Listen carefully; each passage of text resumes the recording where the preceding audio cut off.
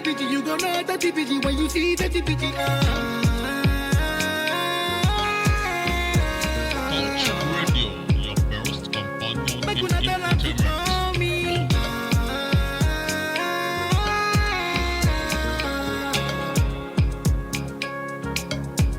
Why them come they para for me? Why everybody come they para for me? Why them come they para for me? Now I TPG we go para, then go para for you. Before the matter gets serious, before the whole matter gets dangerous, you need to make sure you don't say too much. Cause if you say too much, I fit to run up on you. See say I get fans with a paragon. You see say my own cheap past you I come. My nigga, I said trends no Twitter star. I get men I know they got a voice. I dey live my life. Man they turn them to shoot on sight. Whoever be saying I me they keep them life. Them go tell me who they keep them mind. Live my life. Man they turn them to shoot on sight. Whoever be saying I me they keep them life. Them go tell me who they keep them mind.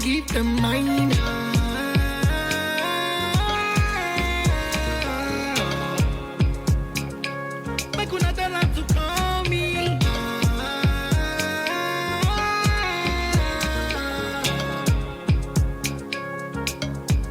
Why them come they para for me? Why everybody come they para for me?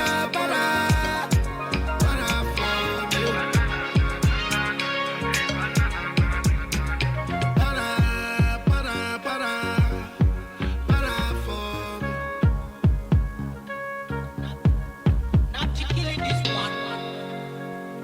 Touch Radio. Aha, Davido lélẹ́yìí tẹ́ ń gbọ́ lọ́wọ́ fẹ́m ẹ̀yin fans don dey para for me ẹ má para fún mi ẹ má bínú mo sáré dé show kan ní bá a ṣe ń bọ̀ náà rè ẹ má bínú báwo ni gbogbo nǹkan ẹ káàbọ̀ sórí ètò yín ètò wa Miliki Express lẹ́tọ̀ ètò ní Miliki Express èmi lẹ̀gbá ọmọ lísàbí ọmọ gbòǹgbò àkàlà ọmọ bẹ́ẹ̀dì yẹn bá kó àtàlà ń lọ sí ọmọ wọ̀ tún wò sí kó tó sọdá títí ọmọ má dínà nípa mò ń gbéyàn ọmọ má fàbẹ̀ ìfàrí ṣeré ń gbéyàn èmi lọmọ egúngún be careful na expressway you dey go èèyàn mi dáadáa my personal person Anderson Ọlá I welcome you to the show ó wà ń bẹ̀ mo sáìtì ẹ̀ gan mi really appreciate ètò ti bẹ̀rẹ̀ náà nìyẹn ẹ máa wọlé ẹ máa share fídíò yẹn kẹ́ ẹ máa like ẹ máa share kẹ́ ẹ máa like ibi tí mo wà lọ́wọ́lọ́wọ́ Touch Radio Nigeria ibẹ̀ nílé agbára tí mo wà lọ́wọ́lọ́wọ́ ibẹ̀ mo ti ń dún jìnjìnjìn ibẹ̀ mo ti ń dún gbìngbìngbìn báwo ló ṣe ń lọ ń bẹ̀ yẹn báwo lẹ́yìn náà ẹ má bínú púpẹ́ mi rí bẹ̀yìn gidi ni ẹ má bínú púpẹ́ lórí ètò lónìí ẹ jẹ́ kájọ máa ṣètò ẹ máa share fídíò kẹ́ máa like fídíò yẹn torí pé lónìí mo máa dùn yùn gbàdùgbà ẹ mọ̀ pé ọ̀la báyìí náà ni nǹkan kan fẹ́ ṣẹlẹ̀ lọ́la ṣá mò ń bọ̀ lẹ́yìn orin after this music break I will be back.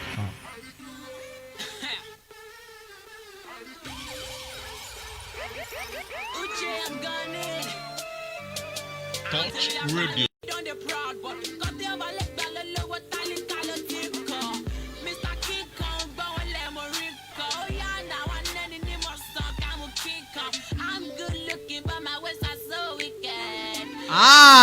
Èmi I'm good looking wéèsì tèmi ò wicked o Ọlámídé lélẹ́yìí tẹ́ ń gbọ́ lọ́wọ́ yìí ó ní I'm good looking but my ways are so wicked èmi good looking and my ways are very very good. Mi really appreciate yín ẹ máa drop comment yẹn ẹ máa drop answer yín as comment ẹ máa drop opinion yín gbogbo ẹ̀yin fans parata I really cite you with high recognition mo cite yín báwo ni gbogbo ẹ̀ ṣó ń wọ̀ yín lákìyẹmí ara jẹ́ ká máa wọnú ètò lọ ètò ní Miliki Express lẹ́tọ̀ kíní kan ṣẹlẹ̀ oṣù kẹwàá la wà yìí oṣù kẹsàn-án kíní kan ṣẹlẹ̀ ní oṣù kẹsàn-án kíní kan ṣẹlẹ̀ ní oṣù kẹsàn-án lọ́dún 1921 nǹkan ṣẹlẹ̀ kí ló ṣẹlẹ̀ lọ́dún 1921 ọdún 1921 di àbí olóògbé Ikweze Philomena gbogbo wa kọ́ la máa mọ̀ ọdún 1921 la bí olóògbé Ikweze Philomena àwọn náà ni wọ́n kọ ìtàn People of the City àwọn lọ́kọ̀ ìtàn People of the City ìtàn yẹn ló gbé wọn jáde nígbà náà náà àmọ́ ní báyìí bàbá ti di olóògbé nínú oṣù kẹsàn-án náà ló ṣẹlẹ̀. On the 18th of September 1975 bákan náà ni a bí ọmọ aláìmọ̀kan ẹ̀mọ ẹni tó ń pè lọ́mọ èmi aláìmọ̀kan ọmọ kan ló máa ń jẹ́ bẹ́ẹ̀ Two-Face ọdún náà la bí ọdún ọdún 1975 ọjọ́ kejìdínlógún oṣù kẹsàn-án ọdún 1975 la bí olóògbé Two-Face ẹ má gbàgbé ní ọjọ́ kan náà bákan náà lọ́dún 1954 ni wọ́n bẹ̀ Bishop David Oyedipo ní ìpínlẹ̀ Kwara ọdún náà la bí Bishop Oyedipo ní ìpínlẹ̀ Kwara ìyẹn ní ọdún 1954 tẹ́ ẹ bá gbàgbé bó ṣe wà náà nìyẹn lọ́la náà àyájọ́ ọ̀la náà ni a pé Nàìjíríà gbòmìnira kí la tiẹ̀ máa pé lọ́la náà ẹ má bá mi drop ẹ̀ sínú comment ó dàbí pé mo ti gbàgbé gbogbo stress yẹn jẹ́ kí n gbàgbé Nàìjíríà pé kinní kan lọ́la wò ó máa lélẹ̀ ó máa dùn yùngbàyùngbà ọ̀pọ̀lọpọ̀ àwọn èèyàn ti ń gbáradì wọ́n ti ń gbáradì gidigidi ni gidigidi ni àwọn èèyàn ń gbáradì fún ọ̀la kí la ń gbáradì fún kí ló ń ṣẹlẹ̀ kí ló fẹ́ ṣẹlẹ̀ lọ́la ẹ̀yin tèmi ẹ máa drop comment ẹ jẹ́ kí n máa mọ̀ nǹkan tó fẹ́ ṣẹlẹ̀ lọ́la ẹ jẹ́ kí n máa dùn mọ̀ nǹkan tó fẹ́ ṣẹlẹ̀ lọ́la ẹ jẹ́ táyé jẹ̀gbáládùn orin yẹn díẹ̀ ẹ jẹ́ kó wọ̀nyí lákìyẹmí ara díẹ̀ ká tó máa wọnú ẹ̀ lọ́kó tó pọ̀ jù. torí mo fọjá bù wọ́n fọ mẹ́gbọ̀ yìnbó wọ́n dẹ̀ lówó lápò wọ́n dẹ̀ ní class wọ́n ṣe hip hop wọ́n ṣe jazz orí burúkú bá rẹ́ kalẹ̀ wọ́n dẹ̀ ní cash torí mo ṣe lámbà wọ́n fọ mo ti sẹ́lá tẹ́ bá fẹ́ ṣe tí yín wẹ́n dẹ̀ pé sars views on the beat wọ́n dẹ̀ ní class ẹni tó bá lókun rẹ̀ hédè ní last young king tó àwa ẹni bí ní sí wa tó bá dé wa á sọ dáwàdà change the power era ẹgbọ́n Michael Power dà iyì lọ́ba forí bíbẹ́ ṣọba ẹ̀mẹ́jẹ̀ sábàdà.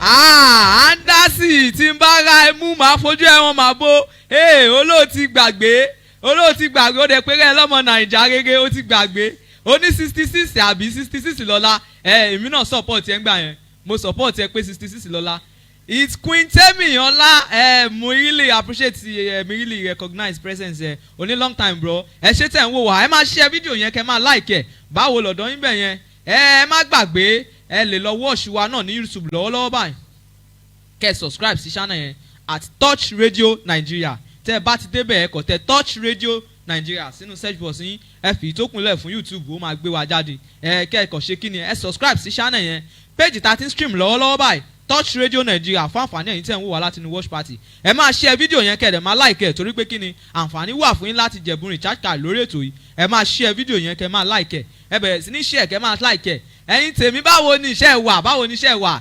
Ọlámídé lélẹ̀ tó ń da sí así yín lára Anderson all the way from Benin ẹ̀wọ̀n ní pé 66 years all the way from Benin Republic ẹni pé 66 years la pé kò sí wàhálà èmi náà support yín ó dà pé 66 years la fẹ́ pé lọ́la àmọ́ èmi kọ́ mo sọ bẹ́ẹ̀ o èmi kọ́ mo fọwọ́ ẹ̀ tẹ̀ síbẹ̀ ó yá bá ń gbé sókè jọ.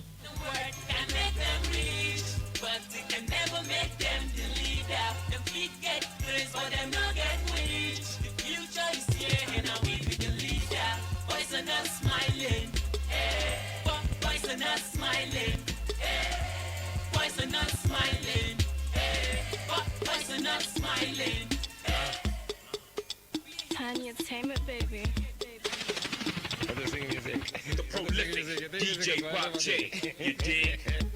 YC, OT1 streets, the bolo YC, YC. I'm a beast, they don't forget to love my kid. It's the remix, YC and Olamide. Niggas smelling nice, Tapako Rapani. Ọmọ wọn ti mọ pé. Sulaimoni kí ló ń ṣe mẹ́yẹ? Mo fẹ́ change channel yẹn ni. Káyì má dán owó tó bá ilé change yẹn iná gbé ọ ni o.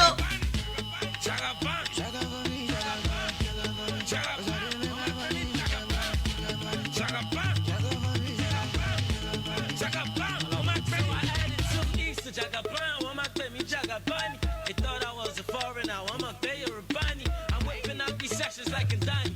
Understand that tiny got me, cause anybody feel it got me, huh? Working and I'm waiting on that big bitch. Ain't tell me mother chava, Larry big stage. And them boys steady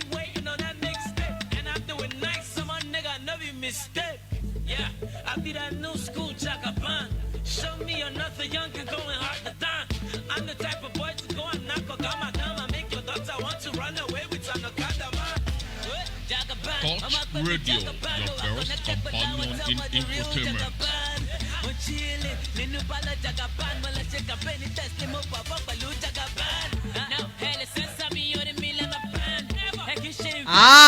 Ọlámídélé lẹ́yìn tẹ́ ń gbọ́ lọ́wọ́ baddest rapper ni ó wọ̀ mí lákìyẹmí ara tí n bá ní kí n máa jó lọ gbogbo ètò a máa fi jó ni ẹ jẹ́ kí n sáré máa sọ fún yín pé àǹfààní ńlá kan ti wà báyìí ní Touch Radio Nigeria lọ́wọ́lọ́wọ́ bí mo ṣe ń bá yín sọ̀rọ̀ Naija máa pé 60 lọ́la Naija máa pé 60 years lọ́la Anderson ọlá oní 66 years Naija máa pé 60 lọ́la àǹfààní kan ti wá ṣí sílẹ̀ èmi gan gbọ́dọ̀ jẹ́ mbẹ́ kò gbọ́dọ̀ lọ lásán ẹ bẹ̀rẹ̀ sí ní share fídíò any video tẹ́ bá ti rí any content tẹ́ bá ti rí láti orí Touch Radio láti ìsinsìnyí lọ títí di ọ̀la ni offer yẹn máa close ẹni tó bá ti lè share at least to 100 groups ìyẹn gbọ́dọ̀ pé ẹ á máa select at random tó máa fi dìda ayé ọ̀la ẹ máa láǹfààní àti jẹ̀bùn recharge card 600 naira each ẹ má gbàgbé o kò ń ṣe nìkan la fẹ́ mú o a máa mú yín at random kẹ́ẹ̀kọ́ ṣe kí ni ẹ bẹ̀rẹ̀ sí ní share any content tẹ́ bá ti rí lórí page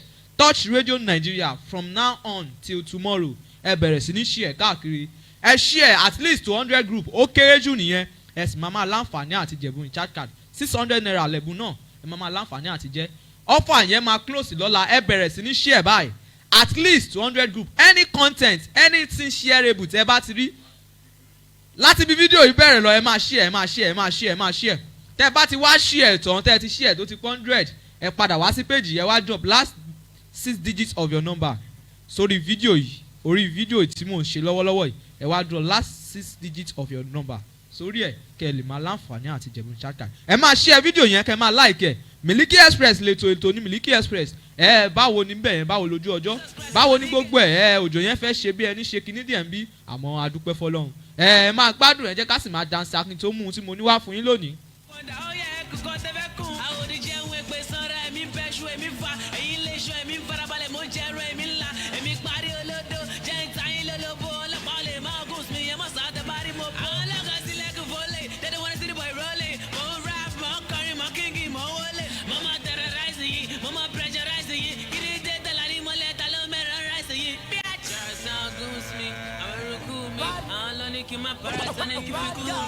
Touch Radio, your first companion in infotainment.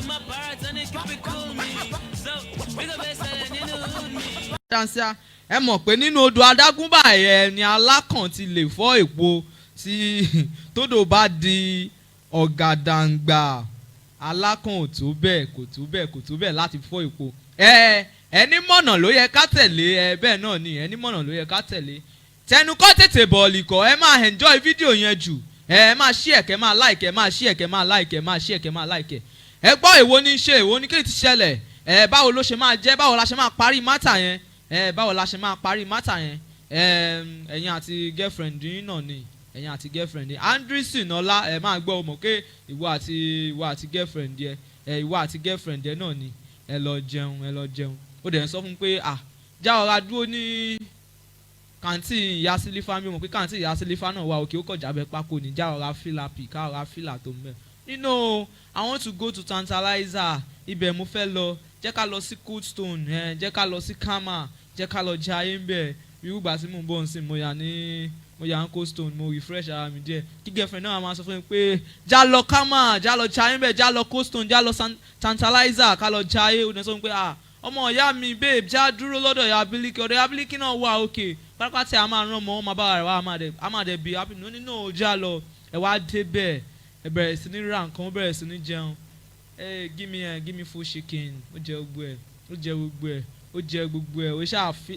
jẹ gbogbo ẹ̀ débi pé ó wá di pé kẹsàn-án ó dẹ̀ ti sọ fún láti ilé kó ba lè mọ̀ pé ọmọ alákòóbá yòó jọ báwo la ṣe máa settle matter yẹn Anderson tó bá wà ń bẹ̀ wá jẹun tán wá ní káṣíà ìlówó owó wa wá ní gbogbo nǹkan tí ẹ jẹ́ mi báyìí nísìn láàrin 1 hour péré ni o gbogbo nǹkan tí ẹ jẹ́ 35,000 naira kọ́kọ́ ṣe what 35,000 naira kẹ̀ báwo ló ṣe jẹ́ 35,000 ẹni babe pay the money now and let's go home now I'm tired let's go home so that I can go and rest pay the just pay the bill and let's go. I was like ṣé mi ò sọ fún ẹ ká tó kù òun lé ni o wá gbọ́ tẹ́nìkan wá ń play orin Fireboy kan lẹ́gbẹ̀ẹ́ nobody yeah. o wá bá wọn change ẹ sí no money yeah. orin yẹn ló wá ń kọ tí tó fi já kúrò lẹ́nu tantalizer tó fi bọ́ta nǹkan no money. ó bá tó bá change lyrics yẹn nobody tó bá change ẹ̀ sí no money tó work out kó wájú cashier tó fi òbèbè ẹ síbẹ̀ tó fi bèbè ẹ síbẹ̀ ṣé o jẹ̀bi ni àbó jẹ̀bi ẹ máa drop answer yín as comment sórí fídíò yìí lọ́wọ́lọ́wọ́ ẹ máa drop opinion yín ṣó yẹ kí n ṣe bẹ́ẹ̀ àbí kò yẹ kí n ṣe bẹ́ẹ̀ ṣó yẹ kí n jápa kí n follow orin tó sọ wípé no money kí n dẹ̀ jápa kí n kú òun bẹ́ẹ̀ àbí kí n fi sílẹ̀ kí ní kíyàwó máa lọlé àbí kí n tiẹ̀ lọ yáwó kò sí bí mo fẹ́ ṣe kò sówó nu báńkì àkàǹtì owó tó wà ń bẹ̀ gan kò tó 5 babe mo dẹ̀ sọ fún un pé ọmọ ìyá mi ò já ọ̀rá ṣayé wa ní ọ̀dọ̀ ya bílíkì o àmọ́ ìwọ sọ pé no tantalizer ni kò gbé mi lọ wá lọ jẹun sí mi lọ́rùn kò wá sówó mo wá fi ẹkọrin jáde pé no money ẹjọ́ ṣé ó yẹ kí n ṣe bẹ́ẹ̀ ni àbí ó yẹ kí n jọ dúró nǹkan tó jẹ́ yẹ kí n ṣe bẹ́ẹ̀ yẹn kò tiẹ̀ yé mi cause mátà yẹn ò tí ì parí báyìí mo dẹ̀ ní láti deliver message fún ọmọ ìyá mi tó wà ń bẹ̀ nǹkan tó máa ṣe so that a lè tètè settle mátà yẹn ẹ máa drop opinion yín as comment sórí fídíò yẹn ẹ máa drop ẹ kí ni kó ṣe ẹ máa drop ẹ sórí fídíò yìí ẹ má gbàgbé o láti share fídíò to 100 group any content tẹ́ bá ti rí lórí page 13 stream lọ́wọ́lọ́wọ́ báyìí right away títí di àkókò yìí ní ọ̀la ẹ máa share to 100 groups kẹ́ ẹ lè láǹfààní àti jẹ̀bùn recharge card ẹ máa jẹ̀bùn recharge card 600 naira lẹ́yìn tẹ́ bá ti share àwọn máa pick yín at random tẹ́ bá ti wá share sí 100 tẹ́ rí pé ó ti pé 100 tẹ́ ti share ẹ wá drop last 6 digits of your phone number sórí fídíò yìí ẹ wá drop ẹ sórí fídíò ní page wa lọ́wọ́lọ́wọ́ a máa select yín at random ẹ dẹ̀ máa lé àǹfààní àti jẹ̀bùn recharge card 600 mò ń bọ̀ náà. mo ná dọ́là. lọ́wọ́lọ́wọ́. mo ṣe dọ́là lọ́wọ́lọ́wọ́. èdè ti gbèdé. sàmèdì ti gbèdé. àwọn tọrọ pé ṣé kéde owó lọ́wọ́. mo ná dọ́là lọ́wọ́lọ́wọ́. mo ṣayé mi lọ́wọ́lọ́wọ́. mo ń jayé mi lọ́wọ́lọ́wọ́. àwọn tọrọ pé mi ò lè lówó lọ́wọ́. My papa don dey spend money since 1964. We dey give them tricks they never see before. Yeah, money dey shower. Enjoyment with my brothers. Leave them make them talk. You want the dollar? I got the dollar. I go scatter Kaluba. I go spread the rubber. Yeah. On top Natasha, lower.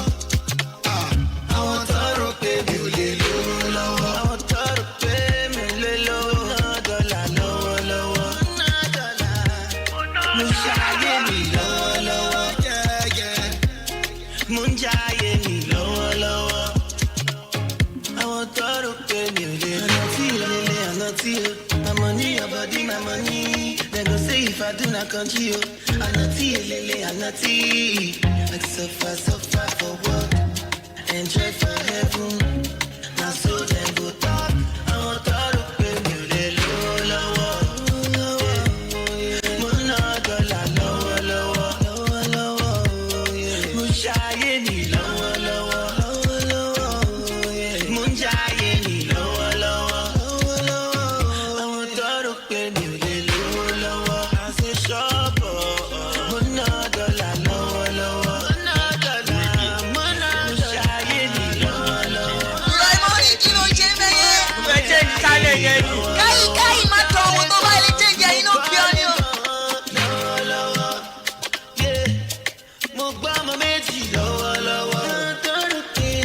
Hello, yeah, my fans over there. My name is presenter Oluwami Shonshon. You are listening to Touch Communications. Don't touch the dial.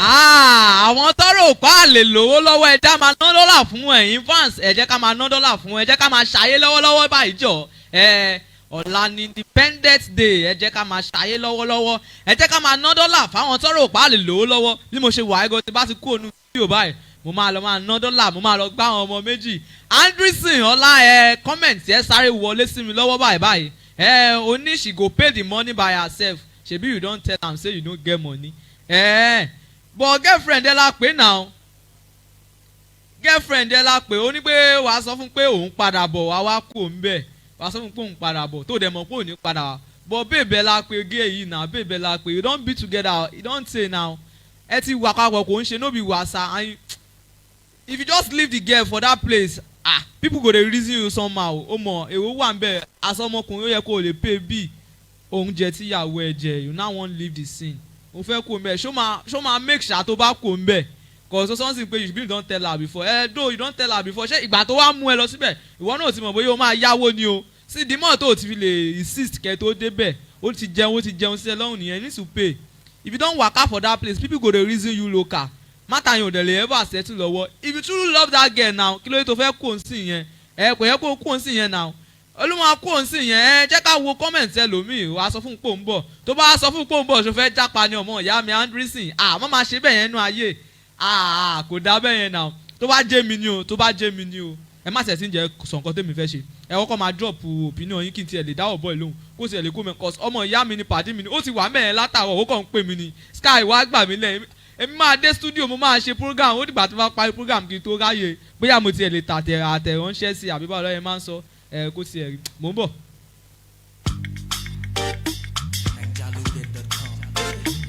Oh my God, when she come for the area, say all the man them do ajo, all the boys down kulugu, say let them dance kulugu. You feeling me, baby, walangolo. I'm the king of the kunto, and they loving the way I do this sanko. I'm a kawaii now, jogodo. Say that baby, come be mine now. I don't want shit down. You know the days you don't take, I don't want shit down.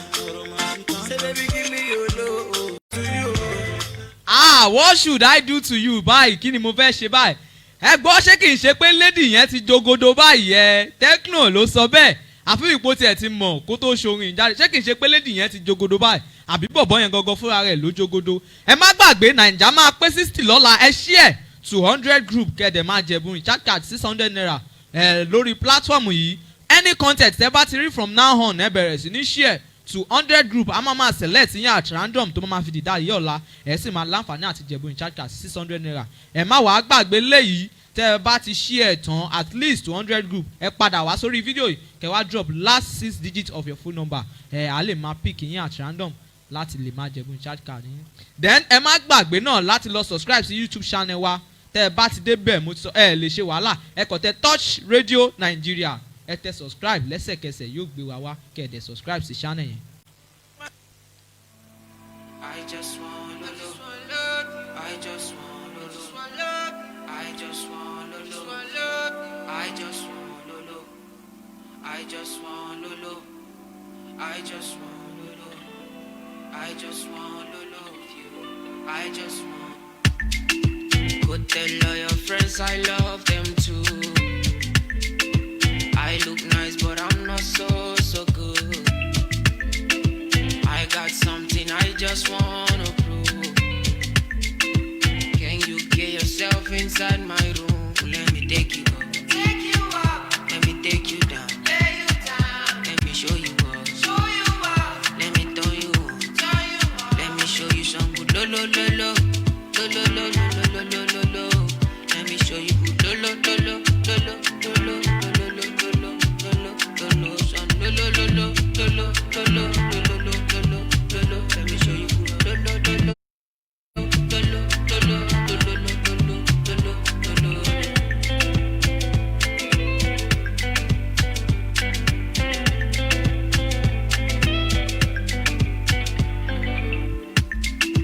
go tell all your friends I love them too. I look nice but I'm not so good.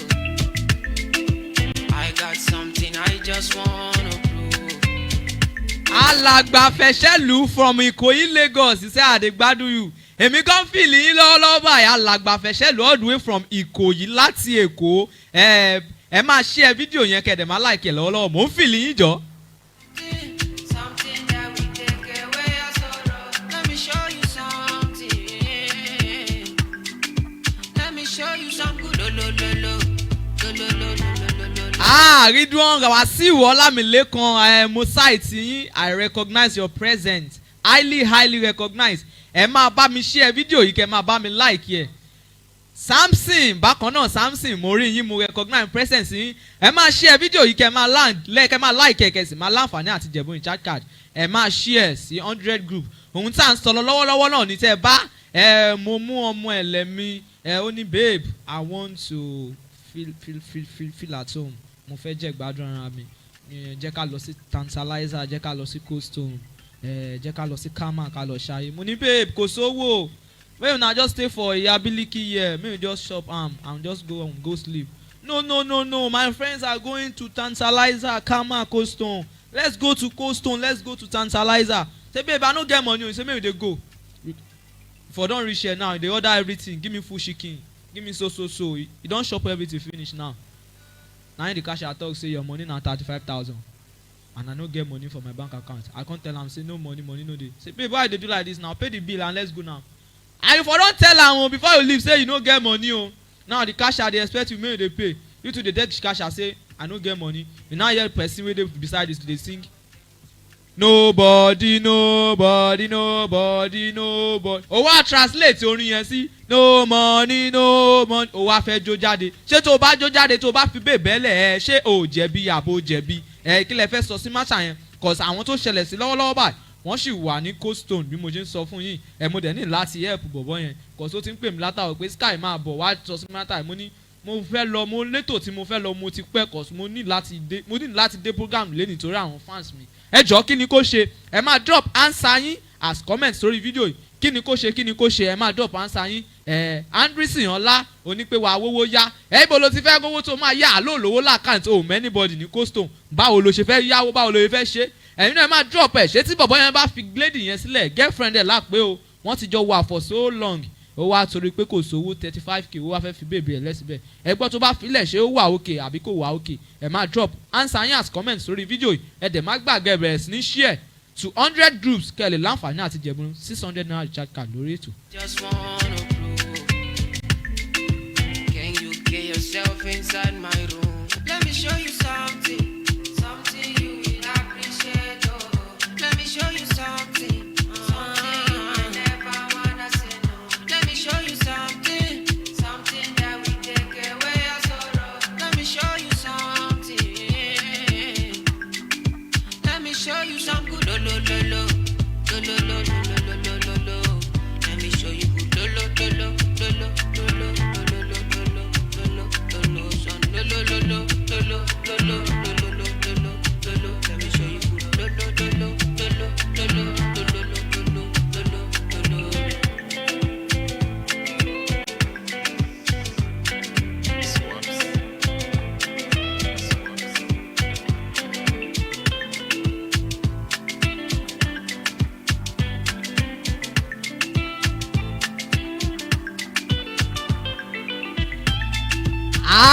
ẹ jẹ́ kí n máa sọ báyìí pé happy birthday in advance to the country Nigeria tún máa fi dìda ìyọ̀ọ̀la gbogbo ẹ̀ máa lọ lóní mẹ̀lọ́mẹ̀lọ́ ẹ jẹ́ kémi náà máa sọ pé happy birthday in advance Sky ló ń sọ pé happy birthday in advance to Naija Touch Radio náà sọ lọ́wọ́lọ́wọ́ báyìí pé happy birthday to Naija in advance happy birthday in advance wò ọ̀la yín máa dùn ẹ lè wá o ẹ lè pè mí sórí aago láti Ìjẹ̀bú Independent tọ̀dọ̀ yín náà ó máa dùn ìgbàgbà lọ́la location wà tá a máa lọ lọ́la tá a máa lọ mú lẹ̀ ń bẹ̀ lórí Independent Day ọ̀la náà ní Independent Day ọ̀la la gbòmìnira happy birthday in advance to Naija ọ̀la ní Naija pé 60 bó tilẹ̀ jẹ́ pé àwọn kan sọ pé 66 bóyá ọwọ́ ẹ̀yìn láago tí wọ́n ń ṣiṣẹ́ sí bọ̀ aago tèmi kàlẹ́ndà mi ó ń ṣiṣẹ́ síwájú. In advance to Naija Naija náà ni ìlú náà ni àlèsákò mbẹ Ọlámídé ti fi kọrin ó ní àlè sálọ àtàtọ́ síbẹ̀ àtúntà pọ́npọ́n síbẹ̀ bí ó bèsèrè torí pé kí ni ìlú wa náà ní Nàìjíríà ní àlè sálọ kókò lè máa rí báyìí náà ni kò lè máa lọ bẹ́ẹ̀ náà ẹ̀yàn ọmọ ìyá mi àlè sálọ ẹ jẹ́ ká gbèlú wa lárugẹ ọ̀la ní Nàìjíríà pé 60 ẹ jẹ́ ká bẹ̀rẹ̀ sí ní fi àwọn appreciation yẹn wọ̀n pé àti ẹ̀jọ́ mọ̀ ló Nàìjíríà pé Nàìjíríà pé 50 sorry Nàìjíríà pé 60 ọ̀la ní Nàìjíríà pé 60 Anderson ló fà wá Anderson ló ní Nàìjíríà pé 66 òun ló jẹ́ kí n máa miscalculate ẹ má bínú ọ̀la ní Nàìjíríà pé 60 ní 6 àti 0.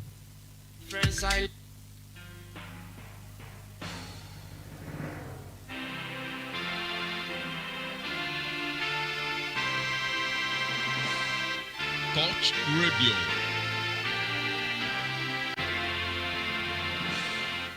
Touch Radio.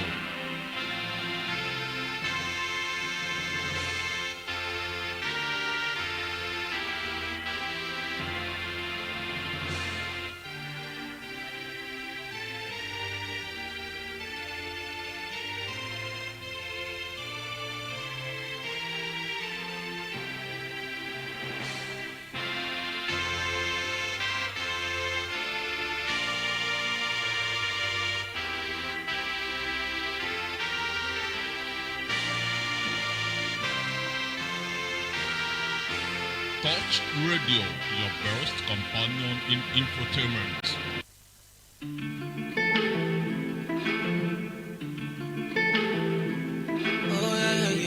Touch Radio, your best companion in infotainment.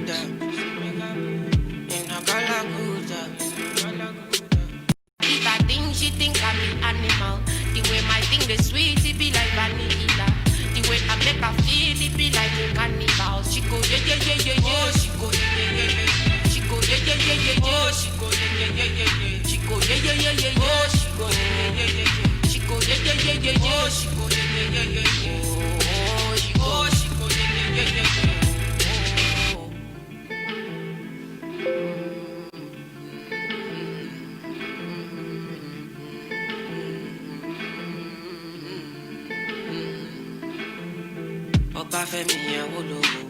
If the girl say she be virgin, then I no follow. If he boss a loco, I swear me I no go. Cause my thing is big, yo bam bam big guy. So I leave my dick buried in her booty. Cause she like that king Perry man on duty. And she like that jumbo the fella cootie. So anywhere she go, she carry my thing go. The girl I say she leave for me a back and forth. Me I know the form say I too big o. I'm on the little package where I guess ló jẹ́ kẹ́ máa jẹ gala mi. Tell me say you no dey shop my gala. You don dey shop my gala since. Ẹ̀wọ́n tó bá shop fún ẹ pé o shop gala mi kò jẹ́ kí n mọ̀. Àwọn kì í form but the little package wey we get go still dey eat our gala. Lórí ètò lónìí mo ti fẹ́ máa lọ náà nìyẹn. Mo ti fẹ́ máa lọ náà nìyẹn. Ẹ má gbàgbé pọ́lá ní Nàìjíríà pé 60. Ẹ má gbàgbé láti share fídíò yìí to 100 group kò wá ń ṣe fídíò yìí nìkan gbogbo content tẹ́ bá ti rí lórí page yìí Touch Radio Nigeria from now on till this time tomorrow ẹ bẹ̀rẹ̀ sí ní share to 100 group kẹlẹ̀ láǹfààní àti jẹ̀bùn recharge card 600 naira. Mo dúpẹ́ púpọ̀ lọ́wọ́ ẹ̀yin tẹ́ wà pẹ̀lú mi lórí ètò lónìí Anderson ọlá mo ilé recognize present yẹ Samson alàgbàfẹ́sẹ̀lú all the way from Ìkòyí Lagos mo appreciate yín náà ẹ̀yin tẹ́ wà pẹ̀lú mi lórí ètò ẹ̀yin tí mo rántí dárúkọ àti ẹ̀yin tí mi ò rántí dárúkọ Queen Temi bákan náà mi really appreciate ẹ pé o ti ẹ̀ wò wà pẹ̀lú mi lórí ètò lónìí mo kí ẹ àti ẹ̀yin tó kù tí mi ò rí ẹ̀tọ́ ẹ̀ la ṣe máa ní kẹ́ máa drop comment yín so that máa lè máa rí yín bóyá ẹ wà ń bẹ̀ mo dúpẹ́ lọ́wọ́ yín púpọ̀ mo dúpẹ́ lọ́wọ́ producer mi àgbà producer presenter olúwa mi ṣeun mo dúpẹ́ lọ́wọ́ wọn náà torí àwọn lọ́jí ètò yìí kó dùn yùngbàyùngbà mo dúpẹ́ lọ́wọ́ ẹ̀yin tẹ́ fọwọ́sowọ́pọ̀ láti jẹ́ kí ètò yìí kó dùn yùngbàyùngbà.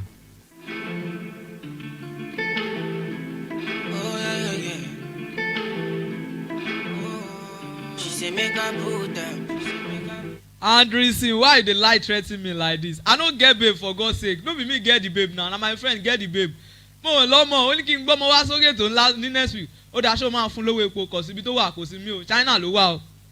China ṣó fọwọ́ sí kó wálé láti China. Iṣẹ́ mi ẹ̀kọ́ tó bá wálé láti China. Tó bá ti mọ̀ pé mi ẹ̀kọ́ ó lè pe MC Sky jẹ́ ń ṣe nu iṣẹ́ yìí. Máa send owó flight sí babe ẹ̀ á dẹ̀ wá láti China. Ó máa wá láti China. Babe mi kọ́ má lọ máa coat mi. Babe mi ò ń ṣe oníjẹkújẹ. bébí mi ò ṣe òbí ó jọ the other lady tó gbé wálé lọ́jọ́ yẹn láti Benin Republic tá a gbé lọ sí Houston tó ń jẹun bíi kínní bébí mi ò sí wẹ̀ náà after all bébí mi ò sí Naija ó ti yẹ jẹ́ ká filẹ̀ bẹ́ẹ̀ àwọn máa discuss yẹn lórí ètò tó ń bọ̀ bá mi chat lẹ́yìn ètò fún ìpolówó ọjà yín àbí fún nǹkan kan ẹ fẹ́ pè mí sí show ní anything láti wá ṣe MC níbẹ̀ birthday ní anything ceremony tẹ́ fẹ́ pè mí sí tàbí ẹ fẹ́ polówó ọjà yín lórí ètò yìí lórí platform yìí ẹ lè pè mí tàbí kẹ́ WhatsApp mi sórí nọ́mbà yìí 08084261775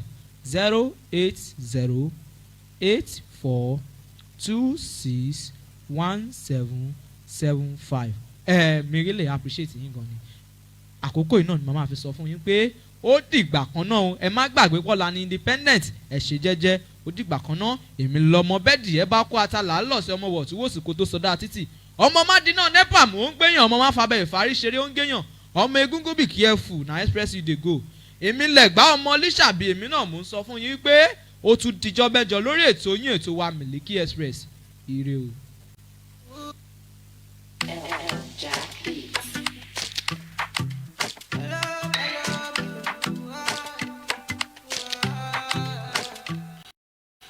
Go to work for the words, but these words for you.